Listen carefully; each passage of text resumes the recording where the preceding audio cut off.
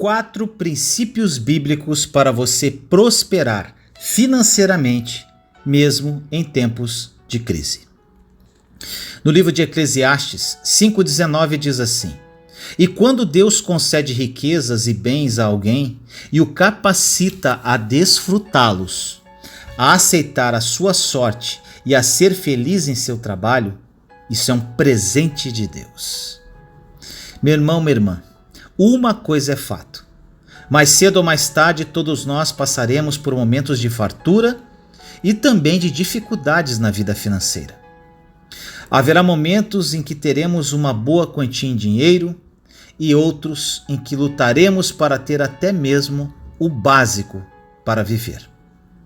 No entanto, a Bíblia nos mostra pelo menos 4 princípios que podem nos ajudar a passar por esses momentos de uma forma mais tranquila.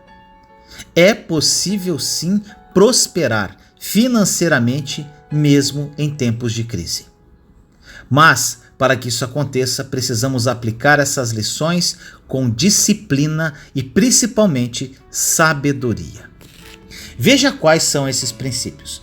Primeiro princípio: não se engane, os tempos difíceis poderão surgir em algum momento. Ter uma boa fonte de renda que nos traga estabilidade financeira e que nos proporcione tudo o que queremos, geralmente nos deixa muito otimistas. E isto pode ser prejudicial, pois o otimismo faz com que nos esqueçamos de que os dias difíceis chegarão. Talvez você me pergunte: então, Vinícius, o que eu preciso fazer para não ser pego de surpresa? A resposta é: seja como José da Bíblia. Esse homem de Deus sabia que os dias difíceis viriam e por isso disse a Faraó em Gênesis 41:30: Depois virão 7 anos de fome. Então todo o tempo de fartura será esquecido, pois a fome arruinará a terra. Meu irmão, minha irmã, saber que dias difíceis surgirão uma hora ou outra faz com que sejamos mais prudentes em nossos gastos, no modo de administrar o nosso dinheiro. É comum gastarmos mais do que precisamos quando vivemos dias de abundância, mas isso pode nos levar a um sofrimento maior quando a fonte seca. Então reflita: como eu posso me preparar para a chegada dos tempos difíceis?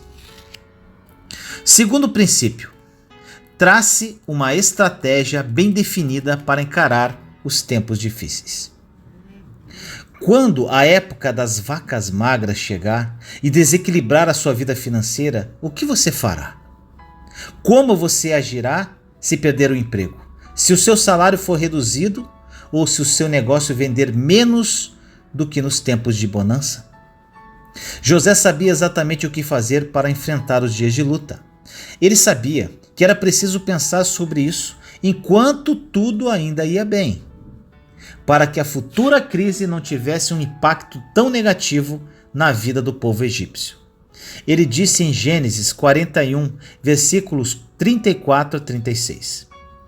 O faraó também deve estabelecer supervisores para recolher 1/5 da colheita do Egito durante os 7 anos de fartura. Eles deverão recolher o que puderem nos anos bons que virão e fazer estoques de trigo, que sob o controle do faraó serão armazenados nas cidades. Esse estoque servirá de reserva para os 7 anos de fome que virão sobre o Egito, para que a terra não seja arrasada pela fome. Para prosperar financeiramente, mesmo em tempos de crise, você precisa traçar uma estratégia bem definida e principalmente possível de ser realizada, para te guiar nos bons e maus momentos. De nada adianta ter um plano e não segui-lo, não é mesmo? José apresentou uma estratégia grandiosa ao faraó: reservar 20% de toda a colheita do Egito durante os anos de fartura. Essa era com certeza uma estratégia muito inteligente, mas não era fácil de ser colocada em prática. Onde o faraó guardaria tanta comida? Certamente teria que construir grandes celeiros de estoque. Além disso, foi necessário fazer o povo economizar. o que não deve ter sido nada fácil. E acima de qualquer coisa, foi preciso manter o foco na administração dos recursos que entravam. Agora eu pergunto, quanto colhemos neste mês? Quanto vamos precisar para suprir as nossas necessidades? Quanto iremos guardar? Onde podemos cortar gastos desnecessários? Saber administrar é um dos princípios para vencermos os tempos difíceis antes que eles cheguem. Terceiro princípio: faça uma reserva financeira. Um professor de matemática diz assim: não existem milagres na matemática. E isso se aplica muito bem na vida financeira. Se você gasta mais do que ganha, se gasta boa parte do dinheiro com coisas desnecessárias e entra em dívidas com facilidade, então você certamente passará por problemas nos tempos de crise. O livro de Gênesis nos mostra que José usou o princípio da poupança para resolver o problema do Egito durante a época das vacas magras que eles iriam viver. Poucos dão valor à poupança, mas ela é muito importante. Então poupe o máximo que você puder. Não importa se é R$10 ou R$20 por mês, mas guarde algo. O que você poupar hoje poderá suprir as suas necessidades amanhã. José definiu que o Egito poupasse 20% de tudo o que colhia. E esse é um número perfeito. Se você conseguir poupar 20% do que ganha, em 5 meses terá o equivalente a 1 mês de salário. Isso fará muita diferença quando os tempos de crise vierem. Então, meu irmão, minha irmã, faça da poupança algo importante em sua vida. Quarto princípio: não seja uma pessoa relaxada. A fartura faz com que as pessoas fiquem mais relaxadas na administração do dinheiro. E José mais uma vez nos ensina algo importante: não sermos descuidados com os nossos ganhos. Mesmo durante os 7 anos de vacas magras vividos com o povo do Egito, quando os celeiros estavam cheios por causa da poupança que fez, ele não deixou de trabalhar e aumentar seus ganhos. Veja o que diz em Gênesis 47:20. Assim José comprou todas as terras do Egito para o faraó. Todos os egípcios tiveram que vender os seus campos, pois a fome os obrigou a isso. A terra tornou-se propriedade do faraó. Aprenda, meu irmão, minha irmã, de uma vez por todas. Aqueles que são prudentes nos tempos de fartura vencem a crise e conseguem prosperar financeiramente, mesmo em tempos de crise. Enquanto isso, aqueles que são relaxados com o seu dinheiro perdem o que ajuntaram por causa da imprudência e da má administração. Então, meu irmão, minha irmã, tenha responsabilidade com o que você ganha, pois somente assim você poderá vencer os tempos de crise, como também pode ajudar o seu próximo. Ore comigo assim: Pai amado, nos colocamos em sua santa e doce presença neste momento, eu, meus irmãos e irmãs em Cristo Jesus. Senhor misericordioso, que esta mensagem seja marcante aos corações que a ouvem. Muitas pessoas estão passando por uma situação financeira terrível, por não cumprir alguns princípios básicos para prosperar. Gastam mais do que ganham, não poupam, gastam de forma imprudente e depois reclamam. A sua palavra, meu amado Deus, é um manual de prosperidade financeira que contém princípios básicos para que vivamos uma vida próspera e digna. Dentre esses princípios, Senhor, nós não devemos nos enganar, porque os tempos difíceis poderão surgir em qualquer momento. Outro princípio: devemos traçar uma estratégia bem definida para encarar os tempos difíceis. Devemos fazer uma reserva financeira e não devemos ser pessoas relaxadas. Devemos nos espelhar, Senhor, em José. A sua palavra é a verdade, Senhor, Que meus irmãos e irmãs que ouvem esta mensagem coloquem em prática os princípios ensinados e que vivam uma vida incrível a partir de hoje. Assim nós oramos em nome do nosso Senhor Jesus Cristo. Amém.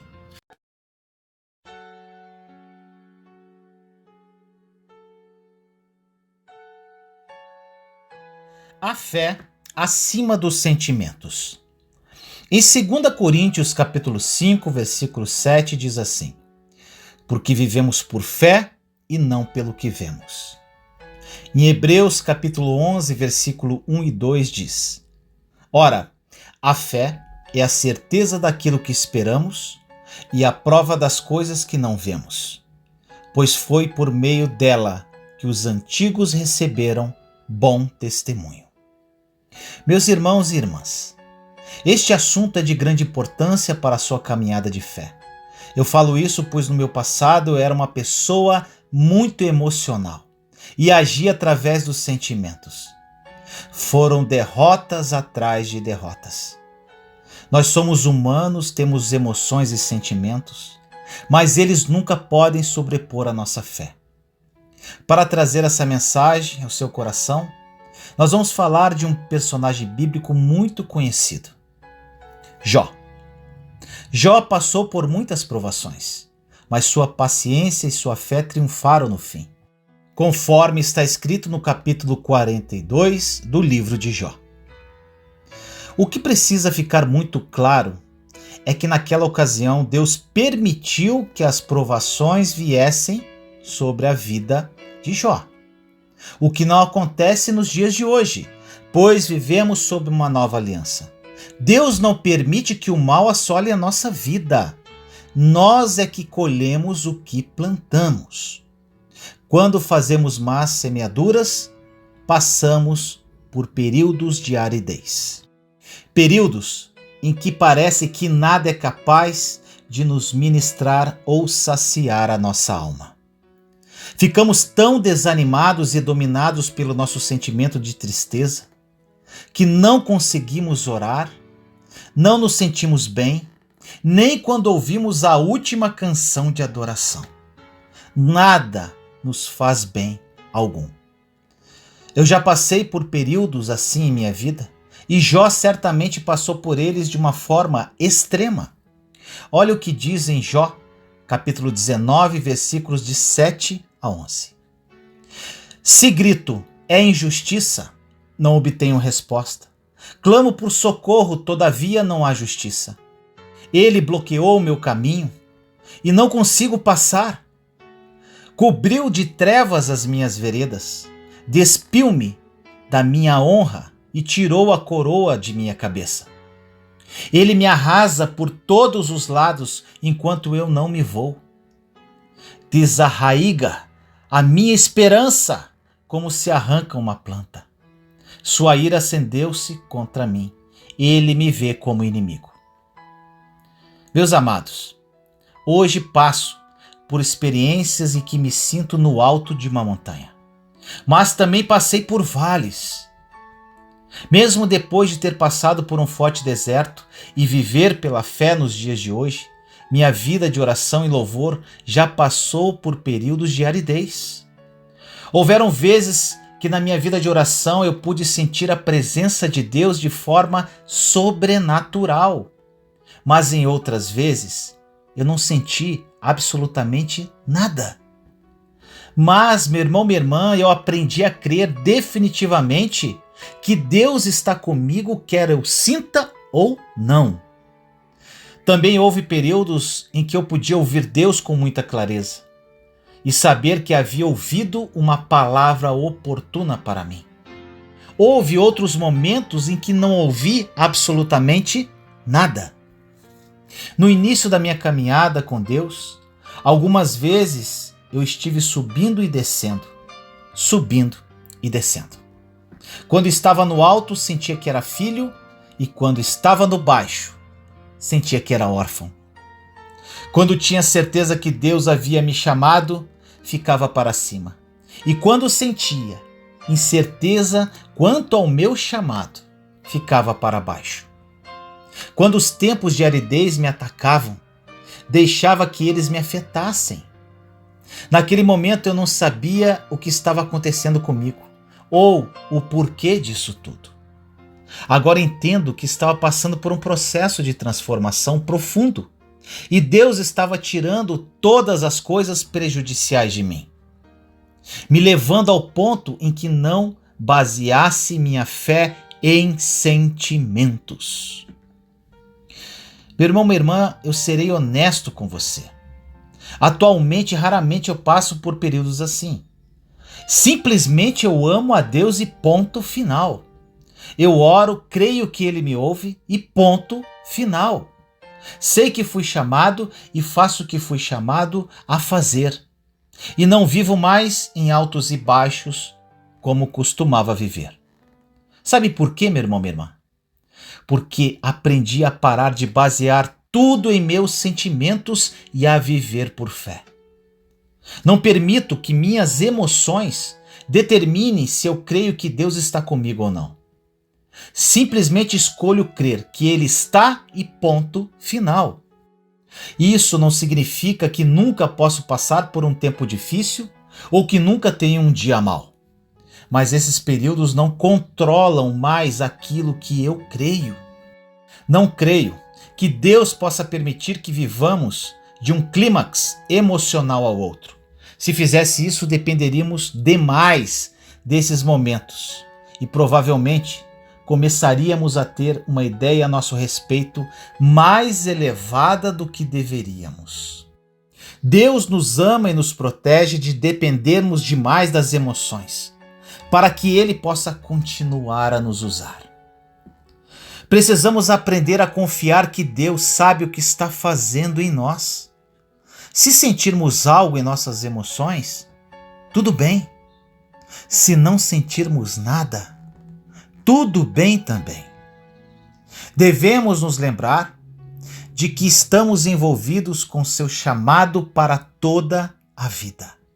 E não apenas nos momentos em que nos sentimos bem, mas também nos momentos em que nos sentimos mal, ou em que não sentimos nada. Meu irmão, minha irmã, que essa mensagem tenha tocado no fundo da sua alma. Seja paciente e permaneça fiel. Deus ajudará você e você ficará impressionado no que vai acontecer na sua vida. Ore comigo assim. Pai amado, nos colocamos em sua santa e doce presença neste momento, eu, meus irmãos e irmãs em Cristo Jesus. Senhor misericordioso, que esta mensagem toque profundamente ao coração de todos que a ouvirem. Muitos aqui vivem em função dos seus sentimentos e emoções, e isso é uma destruição para a nossa vida. Sei disso, pois vivi assim por muito tempo. Que essa mensagem seja um despertar nos corações dos seus filhos e filhas, para que vivam verdadeiramente por fé e não por vista. Assim nós oramos, em nome do nosso Senhor Jesus Cristo. Amém.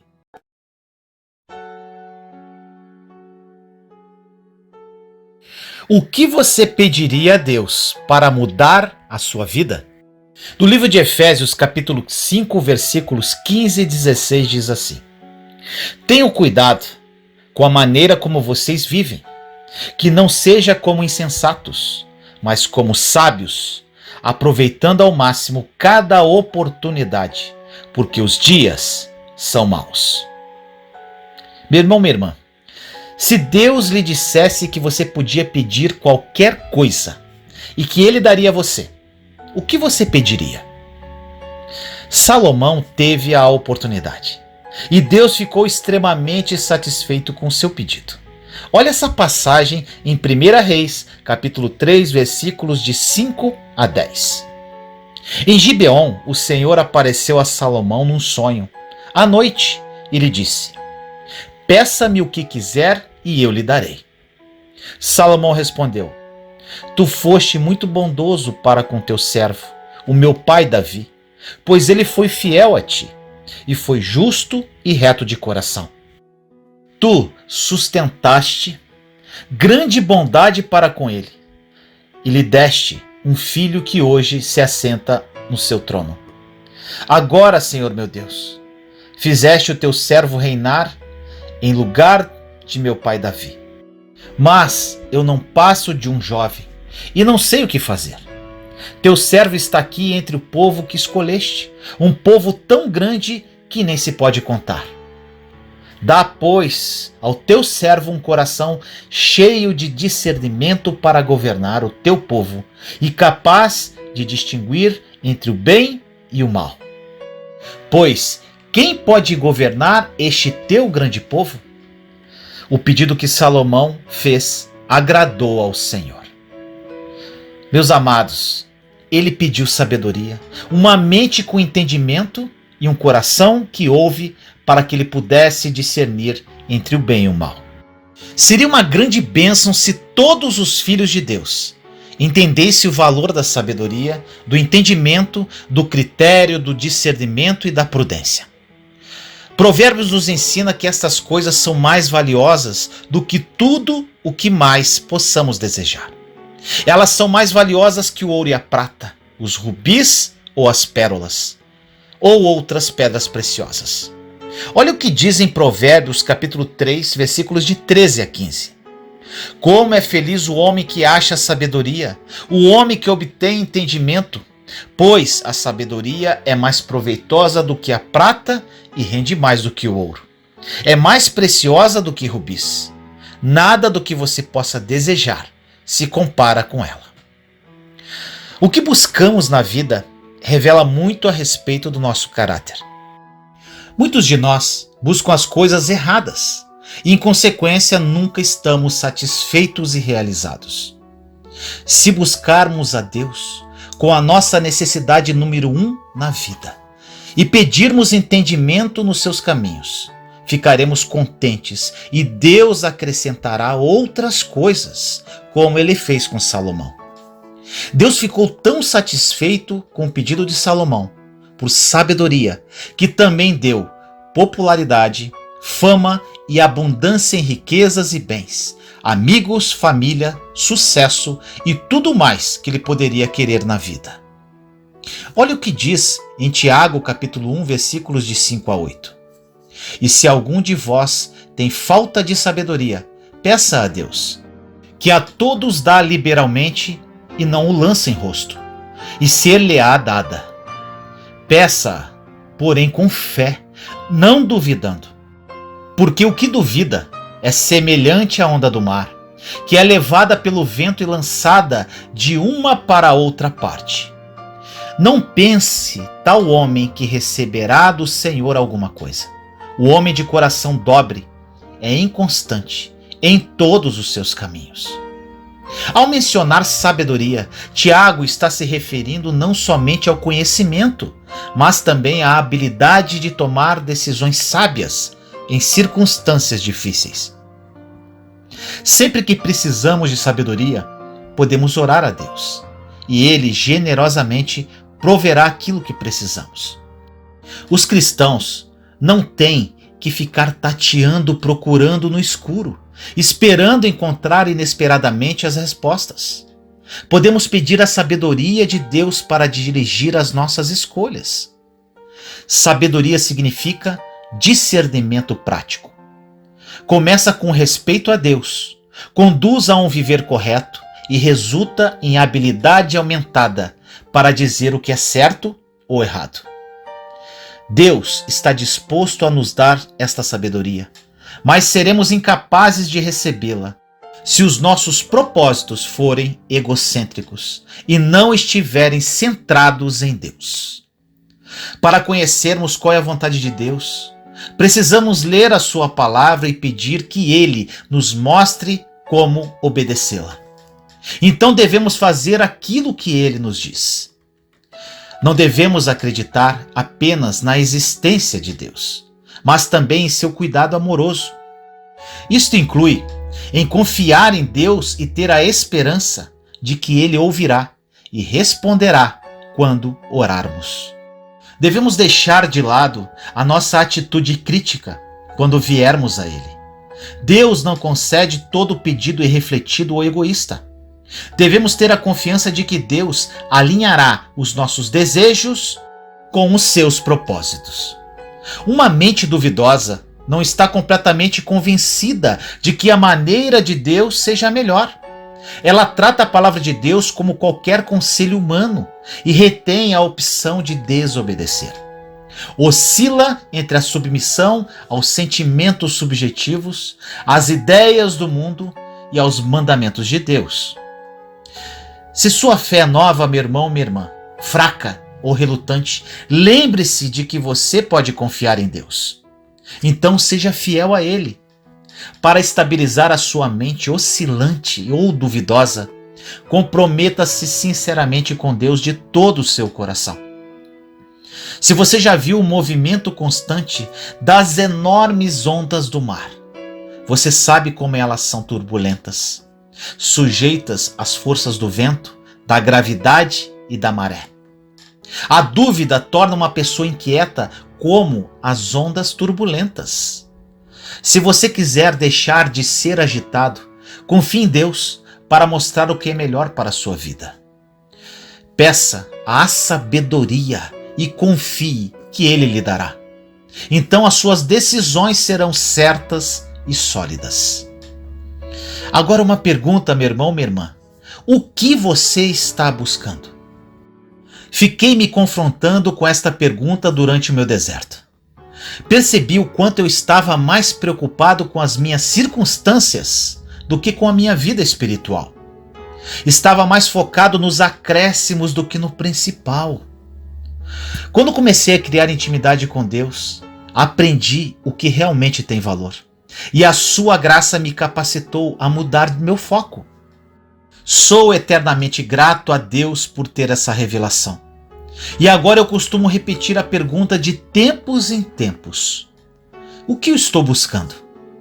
Quero sempre buscar as coisas que agradam ao meu Senhor, e estou certo de que você sente o mesmo. Não se sinta condenado, meu irmão, minha irmã, se você acha que o foco dos seus desejos precisa ser ajustado. Apenas peça a Deus que o ajude a fazer as mudanças necessárias. Busque a sabedoria, busque ter um coração que entenda o sofrimento e as necessidades das outras pessoas. Peça a capacidade de discernir entre o bem e o mal, e a graça para fazer sempre as escolhas certas. À medida que buscar estas coisas, você desfrutará de uma vida que está além de tudo o que você poderia imaginar. Ore comigo assim: Senhor querido, entramos em sua santa e doce presença neste momento, eu, meus irmãos e irmãs em Cristo Jesus. Dê-nos sabedoria, Pai. Pedimos a habilidade sábia para saber agir com relação às circunstâncias que estamos vivendo. Por vezes tomamos atitudes pautadas em nossas emoções e sentimentos. Não queremos mais isso, Senhor, para a nossa vida. Queremos tomar decisões certas e sólidas, através da orientação que venha de Ti. Queremos alinhar nossos desejos aos Seus propósitos. Queremos fazer a Sua vontade e não a nossa. Queremos ser instrumentos de graça neste mundo. Queremos ser veículos de amor às pessoas. Dê-nos discernimento e sabedoria, através do Seu Santo Espírito, para realizar os desejos do Seu coração para a nossa vida. Assim nós oramos, em nome do nosso Senhor Jesus Cristo. Amém.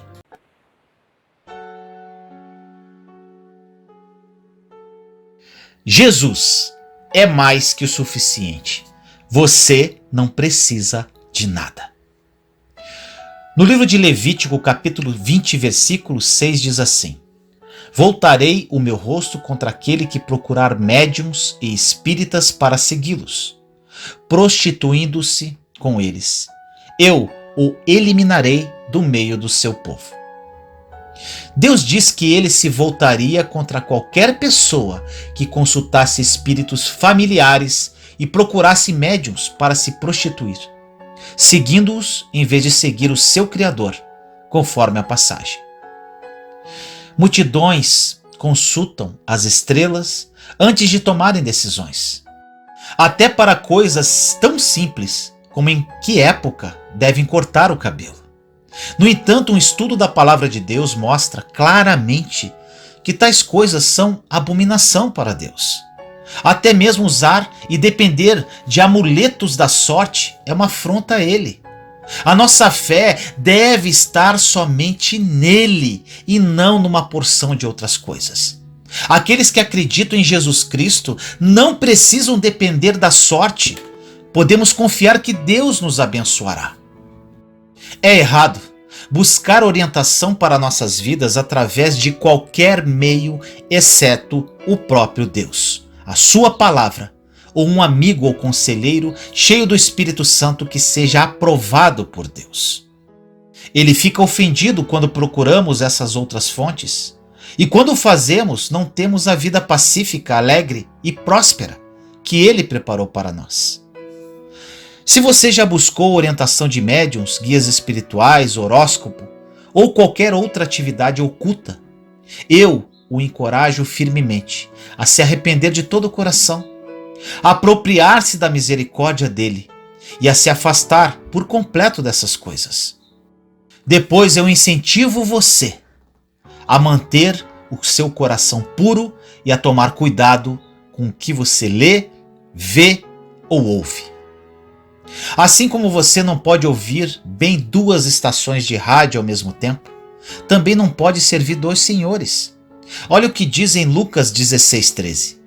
Nenhum servo pode servir a 2 senhores, pois odiará a um e amará ao outro. Ou se dedicará a um e desprezará ao outro. Você não pode servir a Deus e ao dinheiro. Meu irmão, minha irmã, você pode ter que escolher novos amigos caso eles o estejam enchendo com coisas que são contrárias à palavra de Deus. Você pode ter que mudar de canais de TV em sua casa, parar de ver certas coisas na internet e escolher novas estações de rádio para ouvir enquanto dirige seu carro, a fim de impedir que a sua mente seja cheia das coisas que não agradam a Deus. Não envenene o seu homem interior, tornando-se um depósito de lixo do diabo. Preste atenção. Caso perceba que conversas negativas e ímpias estão enchendo o ar ao seu redor, mude seus hábitos com relação ao que ouve. Ao mesmo tempo, não deixe que estas conversas negativas e ímpias saiam da sua própria boca para serem ouvidas por você mesmo ou pelos outros.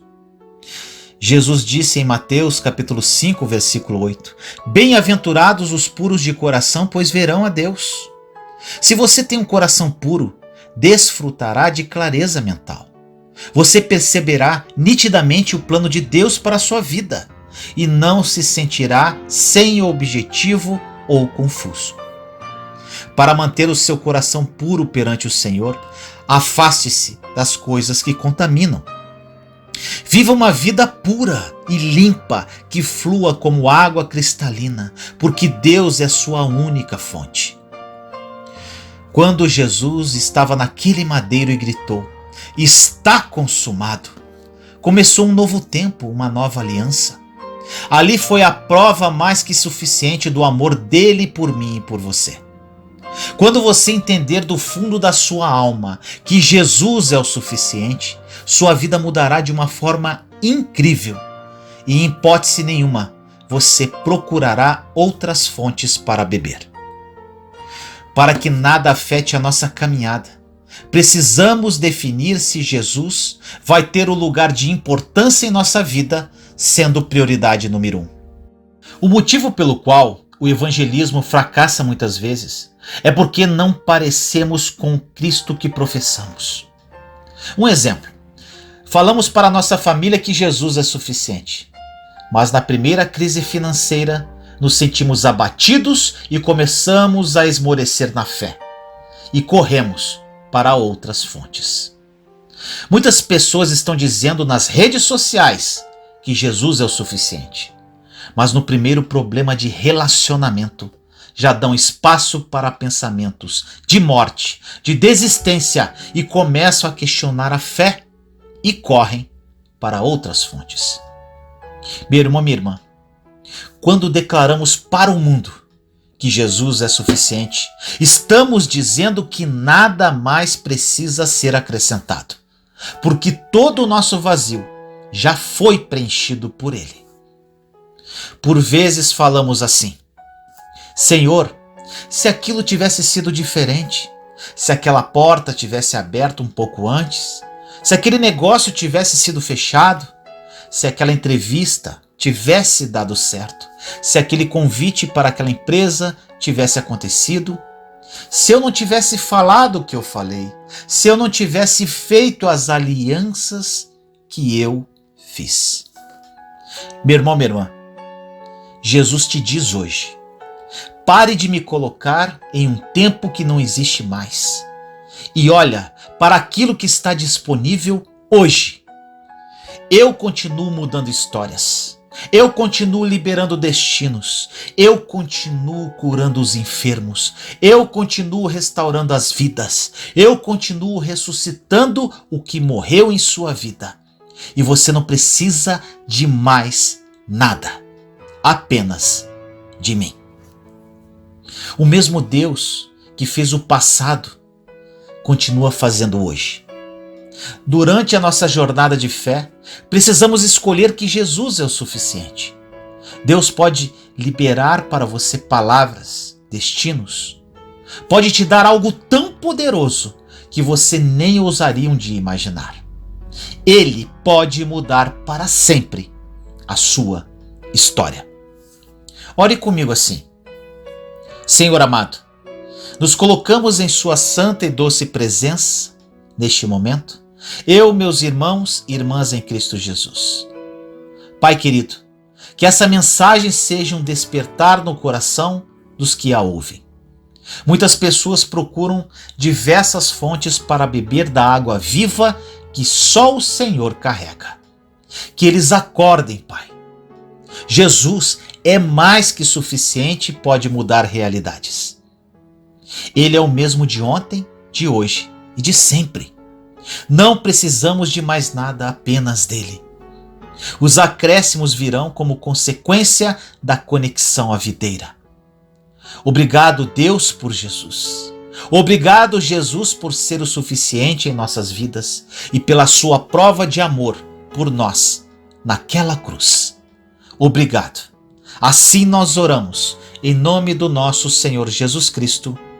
Amém.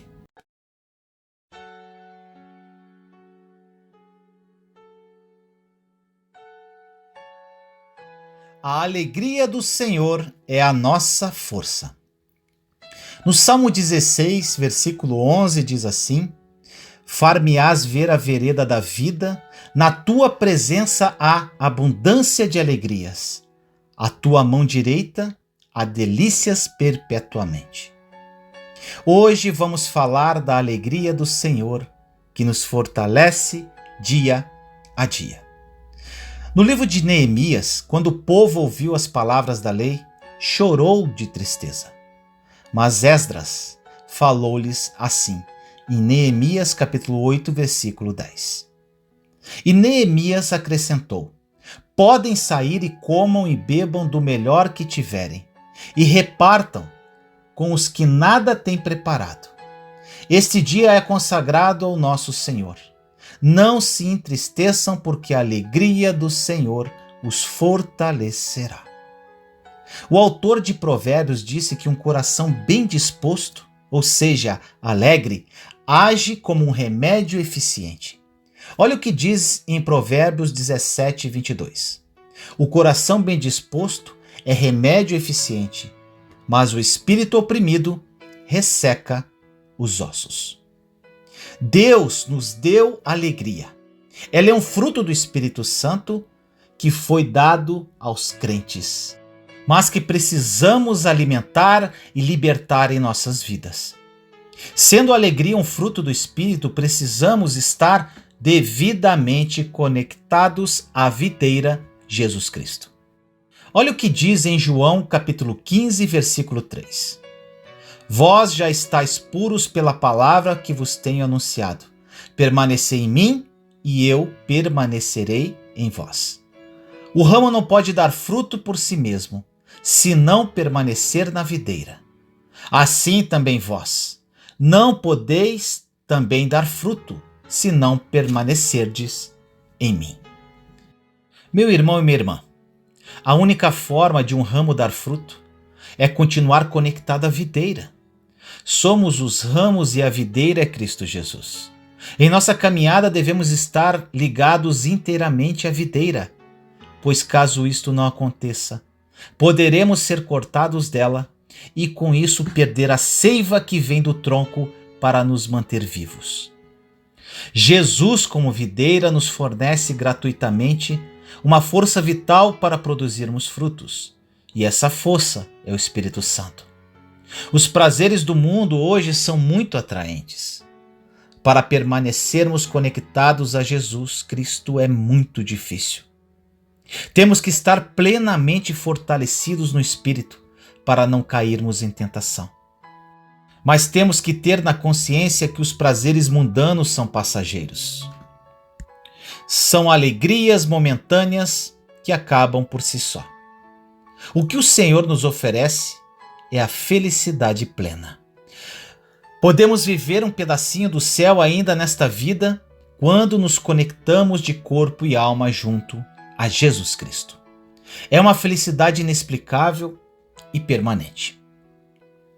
Satanás está muito mais interessado em roubar a nossa alegria do que os nossos bens. Ele sabe se conseguir nos entristecer, pode nos deixar enfraquecidos. Ele espera que através das suas ciladas ele consiga roubar a nossa alegria. Não permita que ele faça isso, meu irmão, minha irmã. Não importa que tipo de problema Satanás tente usar para distraí-lo.